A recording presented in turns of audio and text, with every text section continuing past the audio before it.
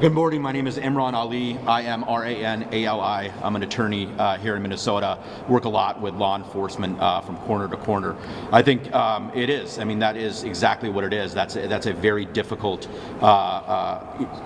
issue that's before us. But the reality still remains is that the Constitution applies to everyone, and we have, and I think it's echoed, with the speakers that we've had today. We have federal ICE officers that are in their line of duty, right? They have to do what they do, right? I mean, they're ordered to do so, and they're carrying out those lawful efforts. And what we see, though, is we see people that are obstructing in that. As a lawyer, that's still a violation of the law. What we can do is we can talk about the tactics and the emotion that's there, and there's a place for that, and that place is to be discussed a lot, and also in the courtroom. And so, to give pause that what's happening here, there are mechanisms in place. There are lawsuits that we all know about. We've seen them almost every day. Something's going out. Those will play out in the court. But what cannot happen is video after video of our local law enforcement officers being yelled at and threatened to by the public when they're simply there to work on behalf of the community. And I've heard from dozens and dozens of officers, and I've seen those videos. That can't happen. And that's what is increasing this temperature. It's the rhetoric and what we're seeing. Chief Burley, Board of Health with KARE 11. You said that you've been in touch with the Department of Homeland Security, right? Can you elaborate more on who you were in contact with? And did they say there will be any accountability for these actions of their agents? Yeah, the question was about contacting authorities in Homeland Security or ICE, Border Patrol, and what was, and is there going to be any accountability from the conversations? Great question, complex answer. I've reached out to anybody that's willing to hear. One of the real concerning problems that I have with this surge in the metro is the span of control, in that there's so many different groups that do not know what other groups are doing or who is out at any location. And so when you call ICE leadership, or you call Border Patrol leadership, or you call Homeland Security leadership, they're unable to tell you what their people were doing that day. They're hard to find a leader to give you to. They like to give you a website to go file a complaint, but the complaint requires identity of the agents. The agents don't have name tags on. They cover their face. They don't have body cameras. And the groups that seem heavily through Border Patrol that are running up and down streets, there's no indication where they are any given day. So what I get is lots of questions that I'm unable to answer about who did what or where they did it. What I will tell you is I have contacts through 30 years of law enforcement with many different agents in ICE, HSI, and others. And those individuals who I've spoken to make several things clear to me. This is not right. They see it occurring and absolutely believe it needs to stop immediately. And they want to make it quick that it's not their groups. They're aware that there are groups that seem to be have less supervision that they believe are involved in this, but the vast majority of these groups are doing focused, legitimate immigration work that they're tasked to do, and it is well within the bounds of being legal. So, Alex Capriello with News Nation. To that point, you allege that there seems to be a small contingency of federal agents that are operating under this racial profiling strategy. What evidence or proof do you have that this is not something that's coming from the top down, from the highest ranks of our federal government? The evidence I have, the question is what evidence do I have that this is not coming from orders from the top, from Washington, D.C. to act this way? One, I just fundamentally don't believe that. Our federal government and partners that we've worked with, that I've worked with for 30 years, have an exemplary record of performing exceptional law enforcement services.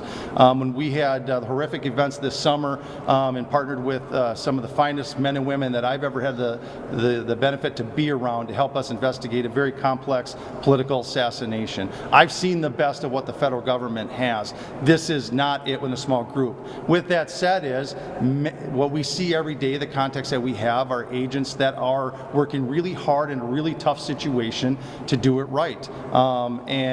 I just fundamentally don't believe that it's coming from the top. In fact, I believe that I don't think the leaders in Washington, D.C. fully understand what some of their groups are doing here on the street and how much damage that they're causing, and that's why we are here to kind of bring this to light.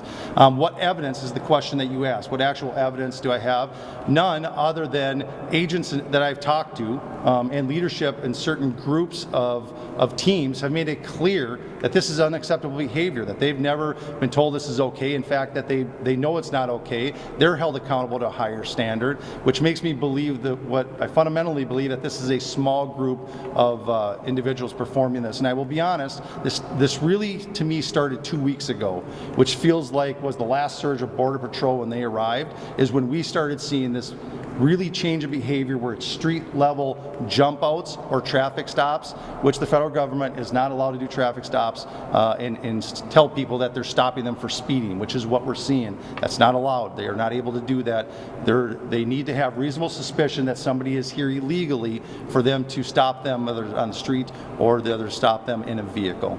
So, what is a small group? Are you talking about dozens of agents, a handful of agents? the question is, what is a small group? I absolutely have no idea.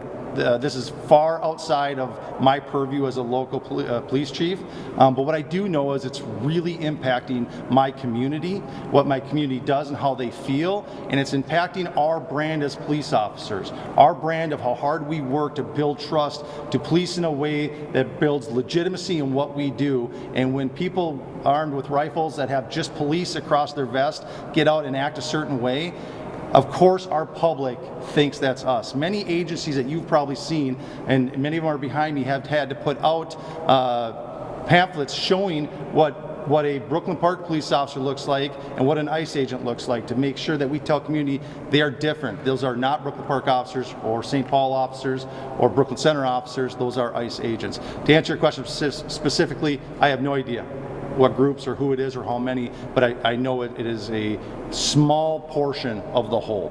Chief Burley, one more follow-up. What message do you think it sends to the public if you, a police chief, you've had decades of law enforcement experience, what message does it send to the public when you are having a hard time getting answers from the Department of Homeland Security? Yeah, the question is, what message does it send to the community if I, as a police chief, have a hard time getting answers? How does that leave the community for them to get answers? I think it makes them feel lost. It makes them feel concerned. It makes them feel fearful, and that's why we're here today. Chief Derek James. With KSTP, really for Chief earlier, any of the law enforcement leaders, they're getting these complaints.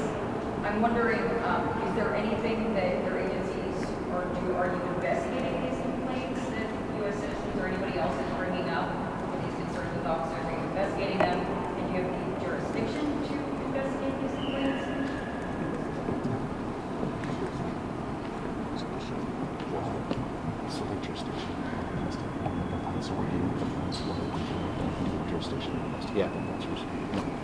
Yeah. The question is about jurisdiction, and when we get those complaints, what do we do with those? Again, really difficult because we have, the federal government, and we also have on the state side of it as well. Obviously, I know that any law enforcement department in Minnesota is going to take any complaint that they get, but what sort of teeth do they have? What sort of enforcement do they have under the law? That is different.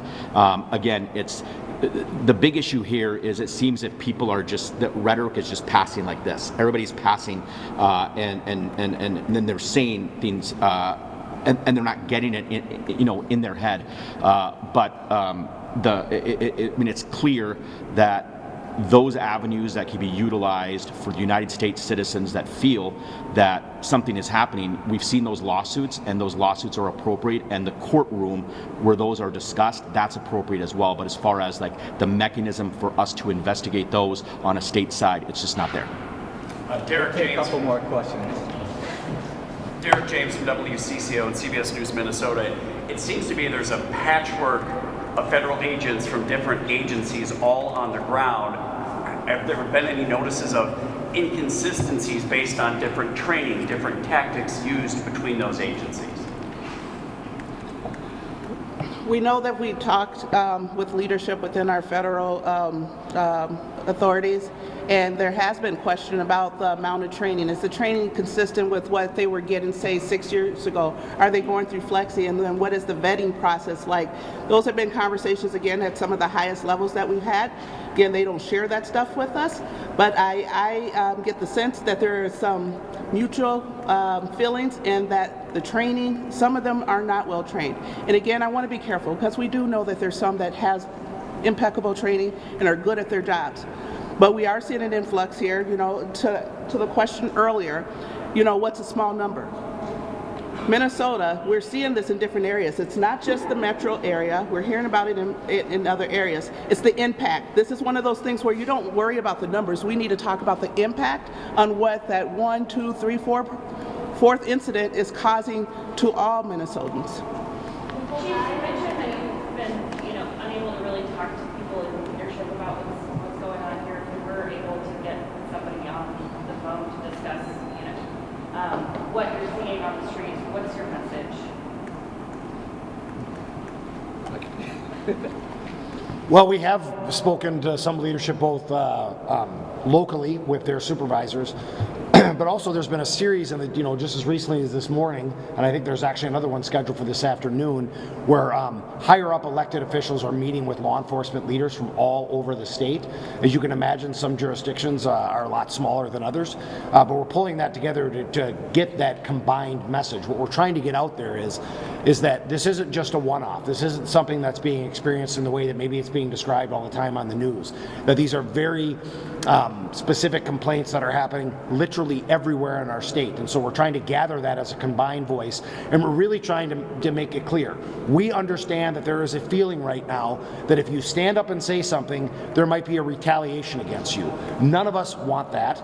None of us are suggesting that there isn't a legitimate lawful authority to operate here as federal agents. But we are trying to come together to say, can we please find a pathway forward? Can we find a way to make sure that we can do these things without scaring the hell out of our community members and freaking everyone out? People are afraid right now, and I get it. We watch the news and we see very, very angry groups of people out protesting. But the people that we're dealing with as police chiefs are the people that are scared to death, that are afraid to go outside, not because their status is in question, but because they're hearing and they're seeing that they know people that are getting stopped by the way that they looked, and they don't want to take that risk. Thank you. Thank you all.